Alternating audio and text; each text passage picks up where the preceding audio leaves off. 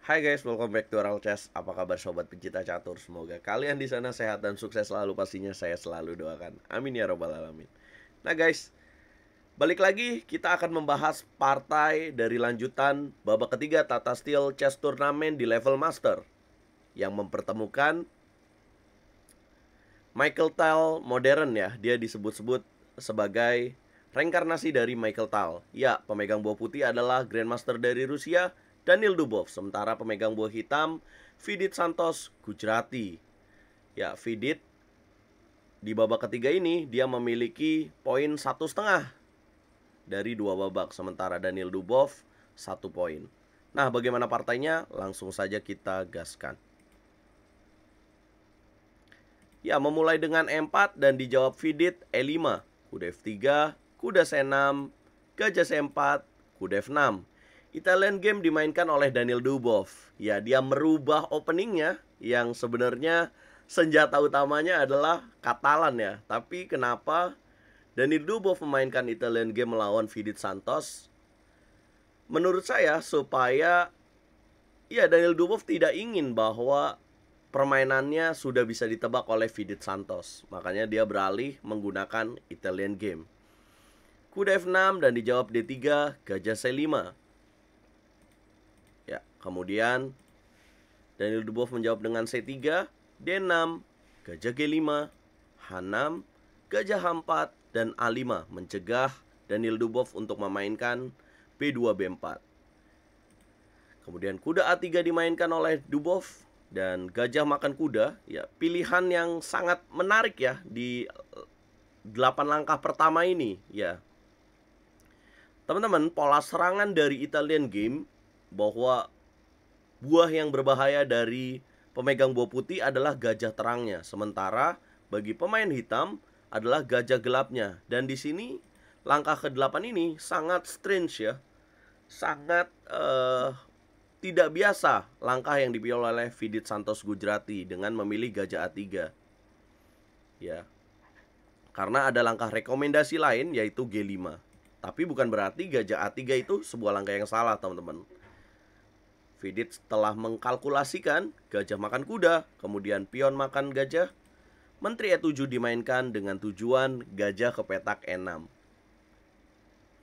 Kemudian rokade dipilih oleh Dubov dan di sini kuda B8. Wow. Mendapat tanda tanya dan tanda seru di sini. Yang menurut Stockfish adalah ada langkah yang lebih tepat yaitu gajah ke petak E6.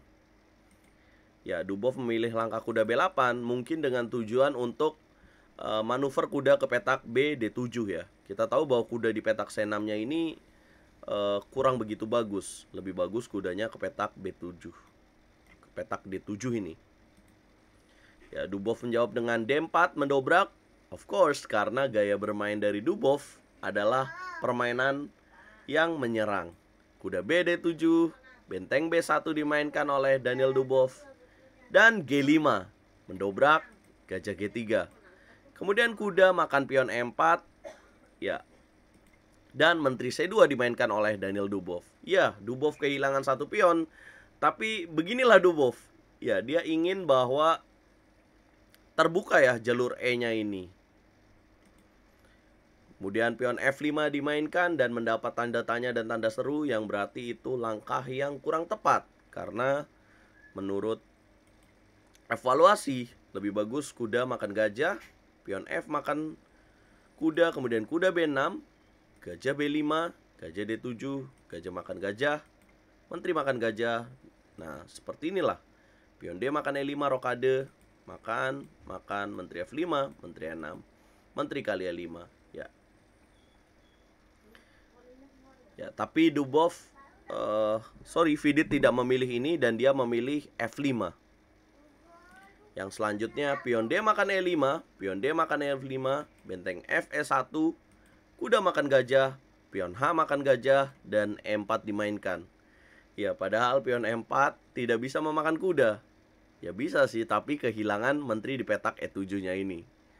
Ya, kemudian langkah apa yang dijalankan oleh Daniil Dubov adalah langkah G4, menghilangkan penjaga dari pion E4 ini, F5. Ya, apabila makan, maka pion E4-nya akan jatuh, teman-teman. Kemudian, Vidit menjawab dengan taktis kuda C5. Ya, kuda C5 dimainkan, kuda D4, benteng F8. Ya, kenapa Vidit Santos nanti ya? Kenapa Vidit Santos tidak mau makan pion G4? Karena pion E4-nya akan jatuh, guys. Karena kalau makan, gajah D5 akan dimainkan oleh Daniel Duboff. Ya, benteng F8, pion G makan F5, gajah F5. Nah, coba teman-teman pause videonya dan tebak langkah ke-21 dari Grandmaster Daniel Duboff. Karena ada langkah menarik. Spare waktu 10-15 menit. Coba kalkulasikan langkah apa yang tepat dalam posisi seperti ini. Ya, benar sekali, ada langkah benteng makan pion B7. Boom. Wow. Dan kemudian Vidit menjawab benteng F6. Nah, kenapa ya di sini Vidit tidak berani makan benteng di petak B7?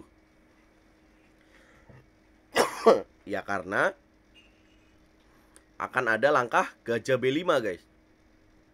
Gajah menutup, maka pion E4 akan jatuh. Raja geser, maka akan terkena skakster. Ya, raja F7 menjadi pilihan yang harus dilakukan. Kemudian kuda makan gajah. Apa? Nggak capek. Nggak capek.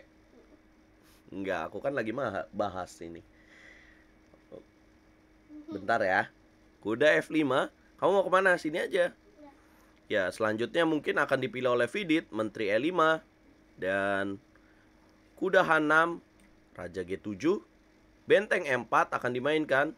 Ya, tidak bisa makan menteri B5 ya, karena kalau makan akan terjadi benteng E7. Ya, kalau dimakan skakmat di petak H7, raja F6, menteri H7. Nah, ini akan menjadi favoritnya Daniel Duboff, teman-teman, dalam posisi seperti ini. Ya, makanya Vidit menebak benteng F6, teman-teman. Mencegah kuda ke petak C6. Benteng F6 dan Daniel Duboff melanjutkan langkah yang mengejutkan dengan menteri B1. Wow. Ya, tapi langkah ini inakurasi ya. Bukan langkah yang tepat karena seharusnya benteng B5 menjadi pilihan yang tepat menurut evaluasi Stockfish, teman-teman. Ya, menteri B1, kemudian kuda makan benteng. Ya, karena Vidit merasa ini aman ya. Dan akhirnya menteri makan kuda di petak B7. Kemudian benteng D8, kuda makan gajah. Benteng makan kuda, kemudian benteng E4. Dan ada benteng yang D1 skak, raja H2, dan benteng E5. Ya, menteri C6, raja D8, menteri A8, raja D7. Ya, dengan posisi seperti ini, sayangnya Daniel Duboff kekuatannya sudah berbeda ya. Maksudnya buah-buahnya ini tidak bisa lagi untuk punya kekuatan yang sama seperti bangunan sebelumnya, teman-teman. Gajah B5 skak, raja E6. Menteri C8, raja F6. Menteri H8, raja F5, menjaga benteng E5. Nah, kemudian langkah berikutnya ini menjadi langkah yang blunder, teman-teman. Banyak Magnus lovers yang memberitahu saya bahwa Daniel Duboff mengalami kekalahan dan melakukan blunder yang sangat fatal. Nah, blunder di langkah berikutnya ini blunder yang cukup horor ya, teman-teman. Bahwa 31 langkah sebelumnya Daniel Duboff sudah memainkan permainan yang sangat menarik. Sayangnya satu langkah ini menjadi sebuah kesalahan yang harus dibayar mahal, guys. Jadi inilah ya. Makanya pernah ada filosofi oleh Grandmaster kuat ya, bahwa kamu mungkin bisa tampil 54 langkah secara baik, tapi ketika kamu melakukan satu kali kesalahan aja, satu langkah kesalahan, maka itu akan merubah penilaian 54 langkah sebelumnya yang telah kamu lakukan secara bagus. Ya, di sini langkah apa yang dilakukan oleh Daniel Duboff adalah langkah F3. Ya. Blunder karena Di sini ya langkah terbaiknya adalah tetap Menteri Selapan ya di sini. Menteri Selapan ya apabila dimakan maka akan terjadi apa teman-teman? 3 langkah skakmat. Menteri G4, Raja D5, Menteri C4, Raja D6, Menteri C6. Rajanya akan digiring menuju skakmat. Ya, Menteri C8, Raja G6 yang harus dilakukan, dan Menteri G8 maka akan terjadi perpetual check ya teman-teman, atau skakmat yang berulang. Ya, tapi Vidit melakukan kesalahan dengan F3 dan harus dibayar mahal karena berikutnya benteng makan benteng, pion E, pion F makan benteng, Raja E4, Menteri A8, Raja E3, Gajah C6, Menteri E5 skak, G3, G4, Menteri A7, Raja D2, dan Daniel Dubov mengakui kemenangan dari Vidit Santos Gujrati. Ya, satu langkah blunder menghanguskan permainan bagus dari Daniel Dubov ya teman-teman. Nah, inilah yang terjadi dari partai Daniel Dubov melawan Vidit Santos Gujrati teman-teman. Tidak melulu ya pemain yang menyerang itu akan mendapat hasil kemenangan. Nah, dan tidak melulu pemain yang bertahan akan selalu mendapat kekalahan. Nah, inilah yang terjadi dari partai Daniel Dubov melawan Vidit Santos Gujrati. Berkat kemenangan ini, Vidit memimpin Tata Steel level master teman-teman, dengan mengantongi 2,5 poin dari 3 babak teman-teman. Ya, coba komen teman-teman apa kata yang tepat untuk menggambarkan permainan dari Daniel Dubov ini. Ya, nantikan lanjutan dari Tata Steel karena nanti malam akan libur teman-teman, akan rest day. Pemain akan beristirahat dulu dan akan dilanjutkan lusa teman-teman. Ya, lusa akan dilanjutkan lagi di jam 8 waktu Indonesia Barat. Ya, dukung terus percaturan Indonesia, dukung terus RL Chess. Kalau kalian suka video ini, jangan lupa like, share, subscribe, dan komen. Dan kalau kalian gak suka, boleh dislike. Jangan ketinggalan untuk membeli merchandise limited edition RL Chess. Catur Yes, Indonesia Jaya.